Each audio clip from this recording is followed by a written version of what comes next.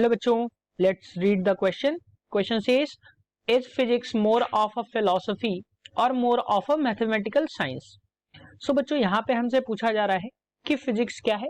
ये is a concept of philosophy है, या बच्चों अगर हम कहें या मैथमेटिकल साइंस है. तो यहाँ पे हम इसको बात करेंगे, इसके बारे में बात करेंगे बच्चों की कॉन्सेप्ट में.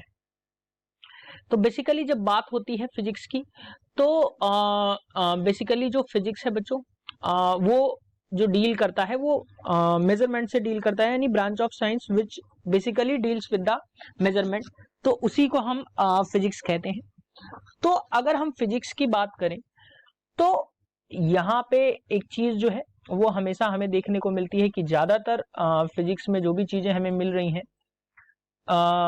लाइक जितने भी लॉज हैं, और अगर मैं कहूँ, मैं यहाँ पे लिखता हूँ जितने भी लॉज हैं, और अगर मैं लॉज के अलावा मैं बात करूं जितनी भी थ्योरीज हैं, तो that is all proved in the form of mathematics. So जितनी भी चीजें हैं, तो मैं कह सकता हूं कि लॉज और थ्योरीज को हम रिप्रेजेंट करते हैं मैथमेटिक्स से. सो मैं ये कह सकता हूं मैथमेटिक्स इज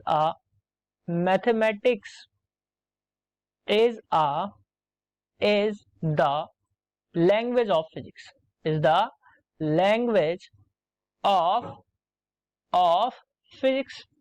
लेकिन अगर बच्चों मैं फिजिक्स में बात करूं, तो this is not a purely abstract science. मैं यहां पे लिख देता हूं, this is not a purely abstract science.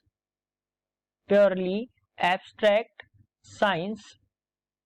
So बच्चों यहाँ पे क्या है कि ये प्योरली एब्स्ट्रैक्ट साइंस नहीं होती है, डिवाइड ऑफ फिलॉसफी.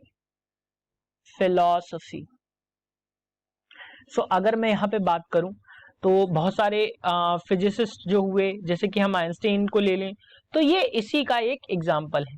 तो अगर मैं बात करूं, फिजिक्स जो है, physics is more of a philosophy. So हम यहाँ पे लिख सकते हैं, सो दिस